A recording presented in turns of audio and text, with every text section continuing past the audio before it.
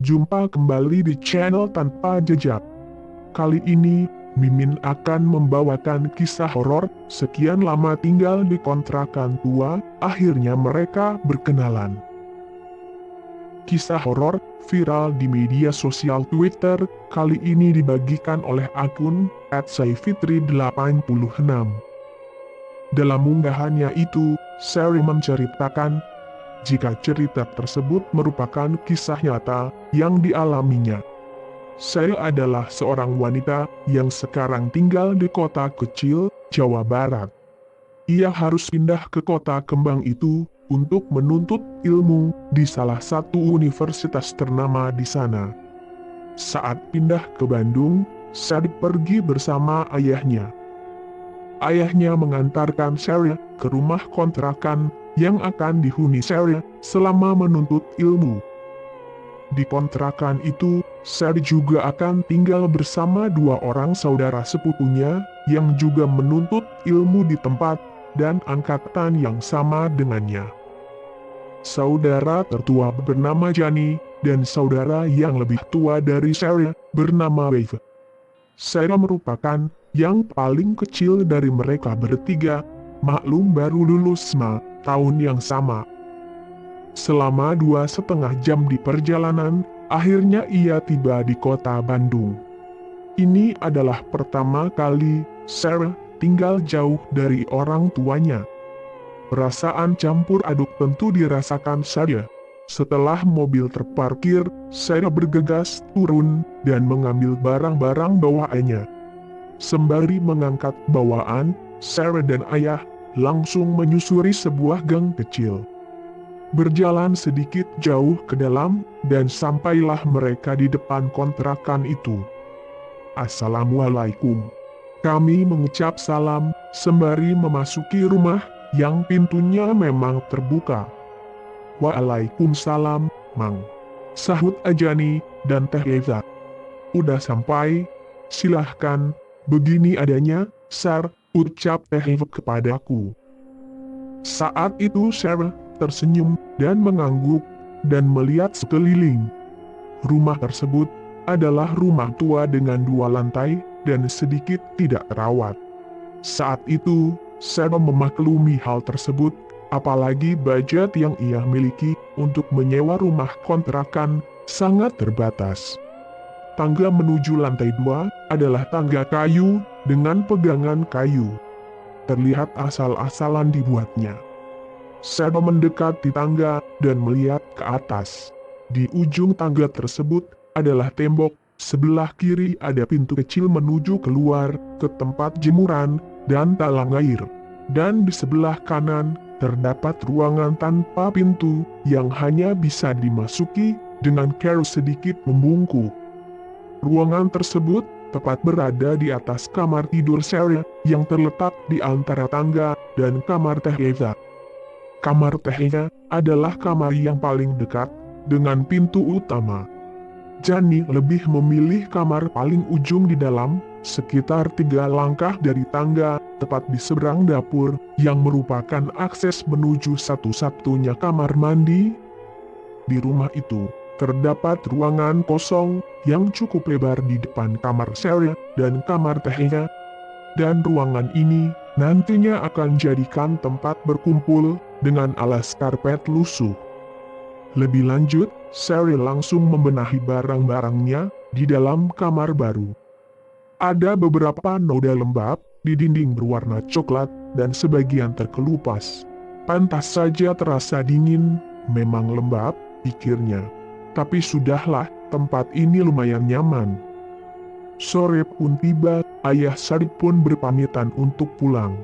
Dengan berat, Sari melepas kepergiannya, karena tak tega membayangkan penghuni rumahnya hanya tinggal ayah dan mamahnya saja.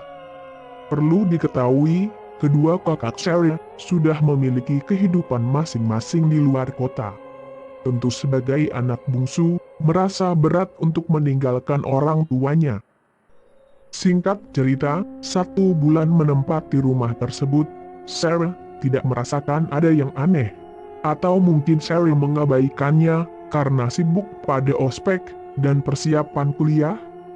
Oh ya, Sarah bukanlah sosok yang indigo.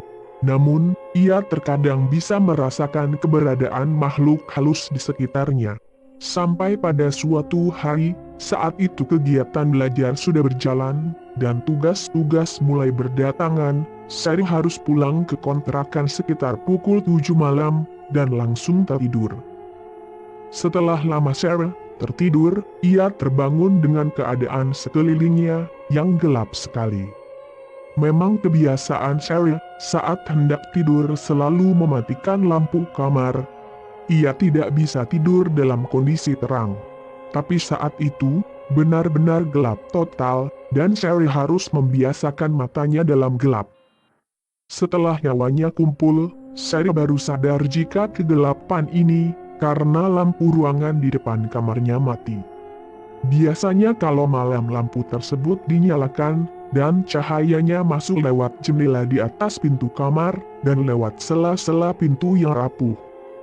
Saat itu, Sarah meraba-raba mencari HP dalam kegelapan, ternyata ada telepon, dan SMS masuk selama ia tidur. Dari kedua saudaranya, yang mengabarkan mereka tidak bisa pulang, karena mengerjakan tugas kelompok di kos temannya. Yang berarti, Sarah harus sendirian di kontrakan. Saat Sarah melihat jam, ternyata saat itu sudah pukul 2 malam. Ia sedikit merinding, dan berusaha tidur kembali, tapi kantuknya sudah hilang. Jadi, Sarah memaksakan untuk menutup mata, dan pikirannya melayang ke sana kemari. Seketika ia teringat, bukankah saat pulang tadi, ia membuka pintu utama, dan langsung menyalakan lampu ruang depan. Sarah sangat ingat betul, jika ia langsung masuk kamar, ganti baju lalu tertidur.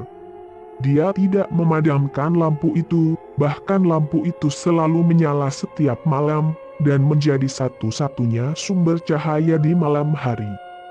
Lalu kenapa sekarang padam?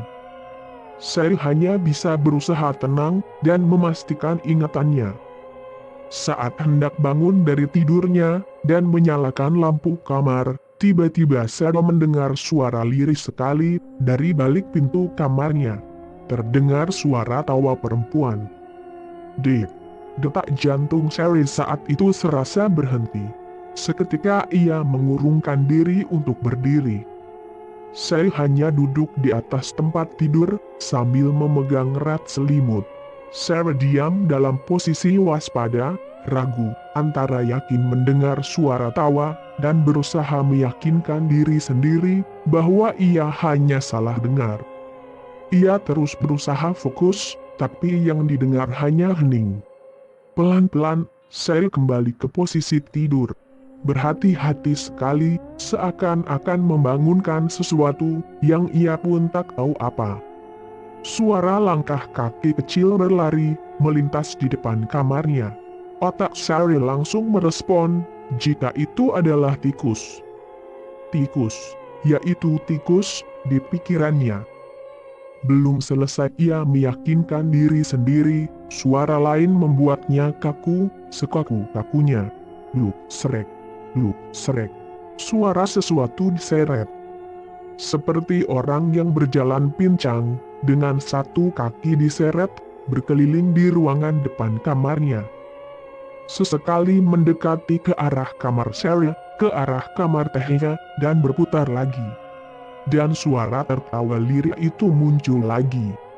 Kali ini, Sarah yakin, jika ia tidak salah dengar.